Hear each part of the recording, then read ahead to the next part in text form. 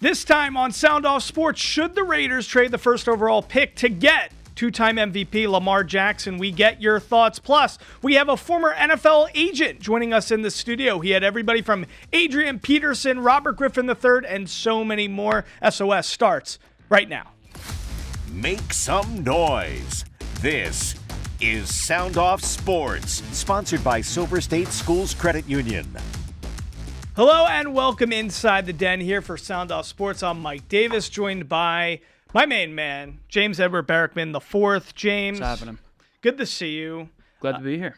Big college football championship, national championship last night. We got to see perhaps the future face of the Raiders on full display, Fernando Mendoza. Tough as nails, that kid. Just absolutely tough as nails. That 4th and 5 scramble to get into the end zone, taking that hit. After just getting abused in the first quarter, too. His mouth was bloody. He was taking late hits on option reads. Just hung in there, and to be... kid's tough as nails. That's all I can say. He really is tough.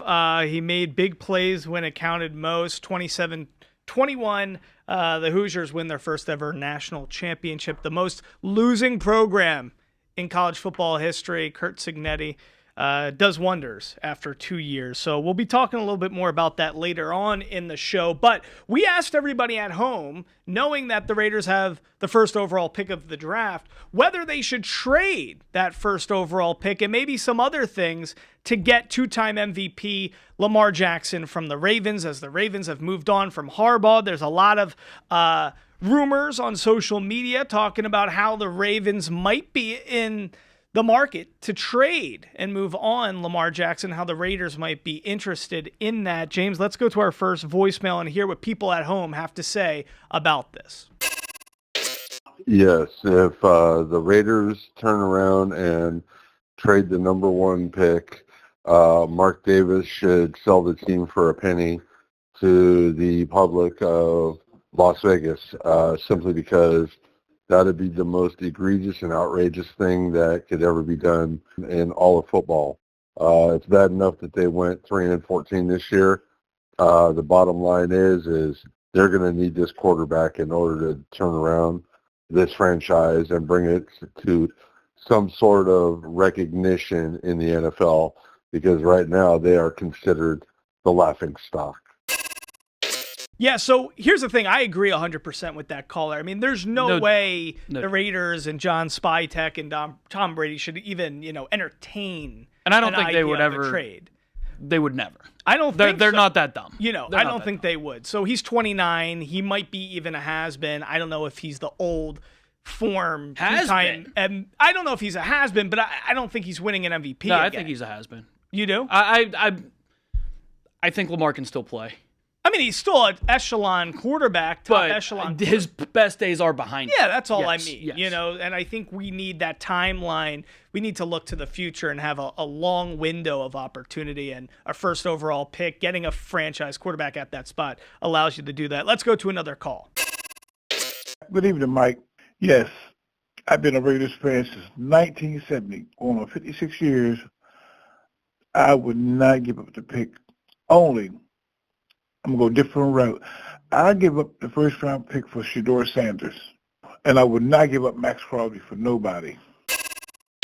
Yeah, I mean, I don't agree with that either. No. But here's the thing. And with all due respect, you can get Shedeur Sanders for a lot. 7th. Right. But I guess what that caller is saying is that maybe a Shedeur would even make more sense in the sense that he's young, he's cheap. 100%. If you want to bring in Shedeur for the low, I'm all for it. I think Shedeur can play. That's why I agree with that. So I don't agree with the price, but I do think it would have been nice if they drafted him in the 5th round, because imagine if he was something special. Then you would have the capital of the first overall pick, and then you could trade that pick because you found your quarterback. Right. So now we don't even have the quarterback. Well, if Shedeur was the guy and he was here, they probably wouldn't have the first overall pick. Right, but still, who even knows as a rookie quarterback if he started midway through the season and he shined a little bit, maybe they'd have one more win, but they still could have liked what they saw from him and said, That's what Cleveland's trying to figure out right now. Because I think the Jets would love to have Mendoza. I mean, they're gonna put up a trade offer. They're gonna have to, because they can't go into next season with Tyrod and Justin Fields. They can't do that. And the owner, Woody Johnson, already despises Justin Fields. We know that. All right, let's go to another call because everybody at home wants to weigh in on this topic. No way will the Raiders trade that number 1 pick for Lamar Jackson. They won't even entertain it. I mean, after what the Mendoza did today, no way. I mean, Lamar is good, but the Raiders ain't making that trade. They see a future. The guy has, he's a pocket QB. He has the specs of an NFL QB. No way. Yeah, I think most people feel, especially after winning the Natty, being the Heisman Trophy winner, seeing the type of kid he is on and off the field. I mean, it's hard not to like him, because he's just such a team first guy. It's an infectious personality, and I think he's so unflappable in his positivity. I don't think it's disingenuous. Like maybe what people thought Russell Wilson may have been. I love Fernando Mendoza. I think it'd be beyond idiotic to trade the number 1 pick away for a 29-year-old with an injury history. And like we've known, what made Lamar dangerous in the past? It was his legs. Wasn't his ability as a passer. Lamar's a B-tier, maybe C-tier thrower of the football. What made Lamar so dangerous and special in the past was his legs. And at 29, with an injury history, those legs are going to be the first thing to go. That would be a disastrous trade. Those rumors that we were seeing from national outlets, what makes anybody think the Raiders would want to bring Lamar Jackson into this situation? Well, you know what? It brings up a good point, and I think we're going to be getting to it probably later on because I think a lot of agents put that news out there, and it might be false information, but they put it out there so GMs, teams, players are speculating, and I think they want that. And we're going to have an NFL agent coming in the studio in a little bit to talk more about that. But, James, let's go to one last voicemail. Absolutely not. They should not trade for Lamar Jackson. He's injury prone. You got a fresh quarterback that could work with Brady and Spytek, and he'd be a good fit for the Raiders and build around him. Absolutely do not trade down for Lamar Jackson. That would be a big mistake. All right, we got a bunch more voicemails to get to, but first, after a short break, we're going to be talking to a former NFL agent, Ben Dogra. He was the co-head of football at CAA. He had a bunch of great clients: Richard Sherman, Brian Arakpo, Mario Williams, Trent Williams, all these great players. We're going to be learning a lot more from Ben on everything the Raiders should do, the state of the NFL, what it's like to be an agent, all that, and so much more.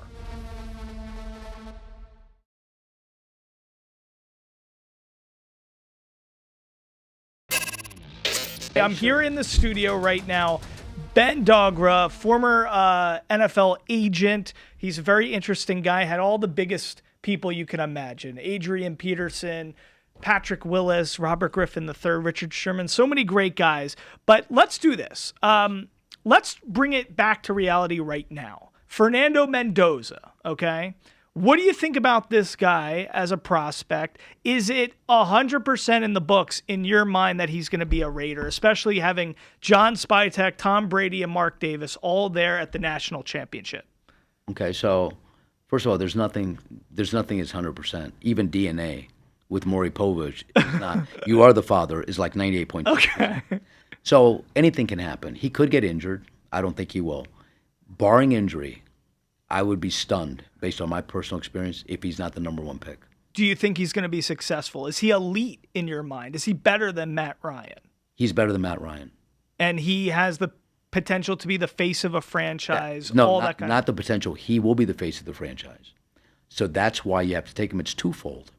So if you have a chance at a franchise quarterback, you have to take a swing, even though the bust factor is 50-50. The Raiders here need good news. See, you have to remember something. We are in Las Vegas. This is not a captive audience. This is not Pittsburgh. This is not Green Bay. This is not Kansas City. This is a fair weather city. There's too much to do here. If you don't win, you can go to the Sphere, you can go to the UFC, you can go to the casinos. Yeah, it's not Green Bay. It's not Green Bay. Yeah, I got that. All right, so you're talking about who dictates the money? The suite holders. If you could see what was happening to the games. The only game that I recall them selling out was against the Cowboys, and that's because the Cowboys fans came. They travel. Yeah. So they need positive momentum. How do you do that? You have to create excitement. If you can get the Heisman Trophy winner, get the first pick, and you have to believe he has the resources to do it, you have to pull the trigger. Yeah, I 100% agree. All right, so what about the head coaching position? Who should be the head coach of the Raiders? Do you have a prediction on that? I don't. I know what I would probably do, but I don't have a prediction. I mean, I think, everybody gets enamored with trying to get the next Sean McVay or Ben Johnson. Well, that's great. But there might not be one of those in this coaching cycle. So if you don't get that, then I think you have to get the guy that can stop the Sean McVay and Ben Johnson. That's exactly what Seattle Seahawks did. See, once they couldn't get the next Ben Johnson, they took McDonald. But he's kind of like the defensive young version of Sean McVay. Exactly. So his job is to stop Sean McVay. So who do you think would be, let me give you a couple examples. Sure. One, is it even possible that a Curt Cignetti could follow Mendoza here? Do you think? Sure, it's possible. I mean, it depends what he wants. He's accomplished everything he can. Right. Where does he go from there? So there's a chance in your mind that could happen. Because, see, the thing is, Mark Davis is a very generous owner. He's not stingy. He wants to win. He will spend the money to win. He did it with John Gruden. He doesn't have a problem firing people if it's not working. He wants to please the fan base. He's actually a very, very good person. So you would say whatever it takes to win. You have Spytek, you have Brady. Everybody's, on the same page now in terms of, how we're going to try to run football operations. Because prior with Pete Carroll and Spytek, it didn't seem like they were on the same page. So now we have synergy in the front office when it comes to football operations. Would you say it would be better for the Raiders to have a... All right, thanks so much to Ben for joining us here in the studio. To catch the full interview, go to our YouTube page, Silver State Sports.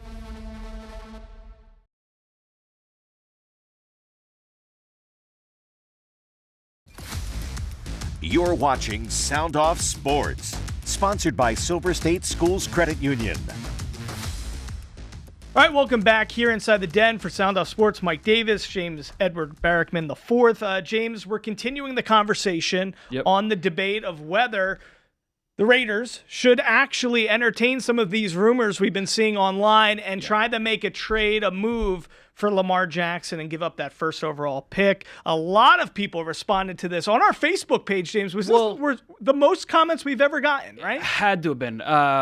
Almost 600 comments, and you guys can see the graph right here.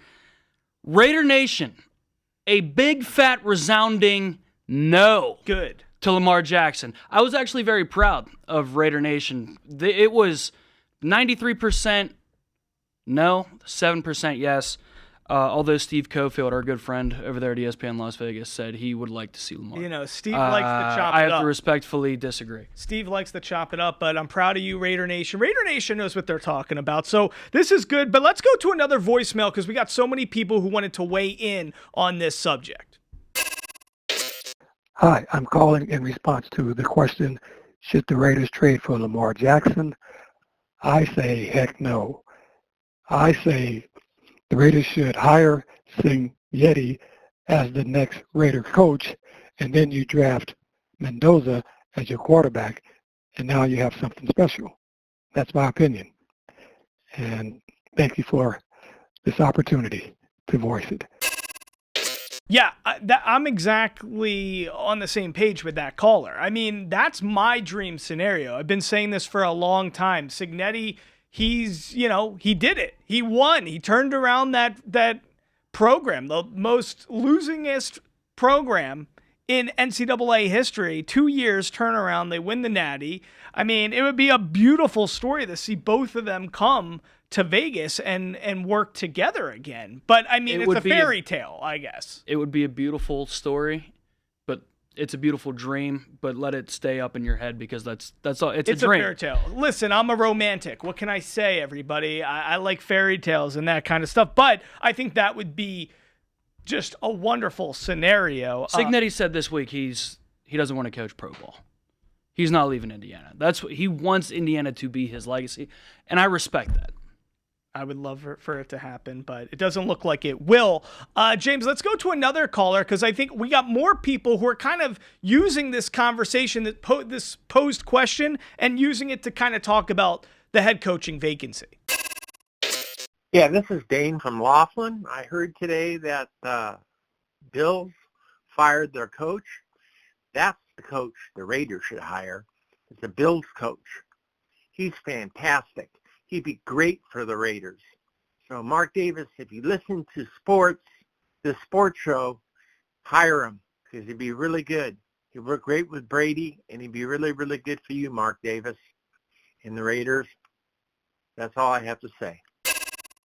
All right, Dane from Laughlin, If frequent Mark caller. Davis is watching this show, we're doing something right. I agree. I think. I agree. I hope he is. Shout out to Mark Davis. Shout out to you, Dane, for always calling in. We appreciate it. So, James, that brings up a good point. This was a crazy coaching cycle for a carousel. I mean, 10 openings, set a record. We saw Robert Saleh's now going to go to the Titans.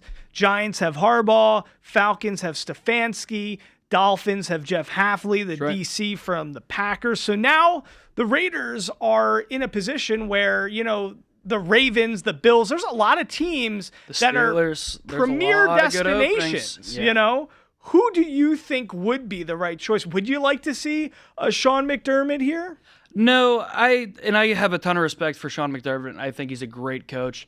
But given the position the Raiders are at, where you're going to be taking a young quarterback at number one, I think it has to be an offensive head coach to pair with Mendoza. The problem is, the guy who we all seem to think is the leader in the clubhouse to be the Raiders' next head coach, Clint Kubiak, he's also now the favorite for the Bills' job. Yeah. So McDermott getting fired in Buffalo might be disastrous in their quest to attain Clint Kubiak, and I think that would be a nightmare scenario, assuming they can't get another offensive mind they like in the building. The ripple effect could be pretty dangerous for the Raiders. Now, Clay Kubiak, who's the OC with San Fran, maybe that would mean he would come here because I know there's interest in both the Kubiaks.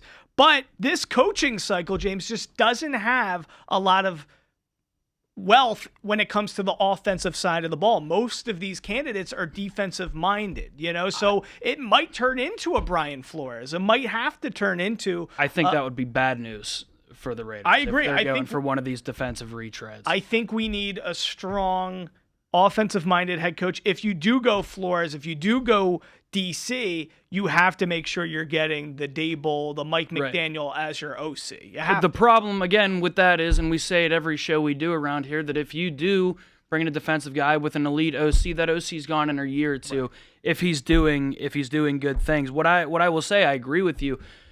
It feels like this coaching cycle, the top guys are the young defensive minds. The young defensive minds are the guys ready to hit the ground running right now, where some of these guys like a Nate Scheelhaus and the Kubiaks and some of these other guys, they feel like they're still a year or two away.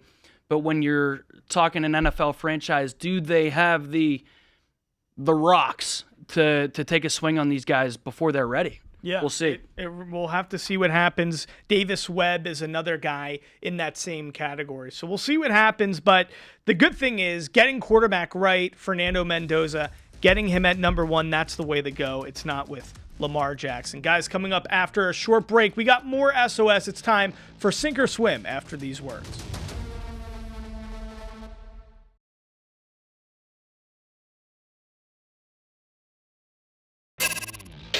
27-21. That's what happened in Miami as the Hoosiers took down the Miami Hurricanes in the national championship. And James, there in attendance, watching Fernando Mendoza do Mendoza things, were Tom Brady, minority owner of the Raiders, Mark Davis, owner of the Raiders, Right. and GM John Spytek, all taking in the action to see potentially their future quarterback The new face of the franchise. on full display. What was your takeaway from him on the biggest stage yet?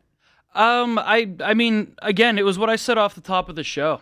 I don't think people realize, just being there, sitting on the couch at home, what that does to a person when you are getting your head taken off play after play. You are being targeted by the defense, which is what the Miami defense, to me, felt like they were doing when he handed that option off and took a pretty clear crown of the helmet targeting. Yeah, he was bloody. And went flat on his back, bloody mouth, to be able to hang in there. Yeah. The toughness and the mental toughness as well to stay in it and not let that affect you, and to be able to, when it gets thick, as Mike Tomlin says, down the stretch there in the fourth quarter, when he's hitting back shoulder throws, and on that 4th and goal from the 5 or wherever they were at, he breaks how many tackles, stays on his feet, and fights with everything in him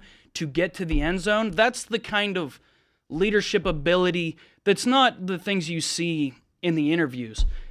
That's what you're doing on the field that your teammates see, and they look at that and be like, that guy's giving it everything he has. And so from that aspect, Fernando Mendoza really impressed me. It was really just toughness and leadership. Yeah, 100%. Because he didn't do really anything special through the air. No, he did a tremendous job. He had a great game. I think the body language alone, you saw what Carson Beck looked like being, you called Mendoza unflappable.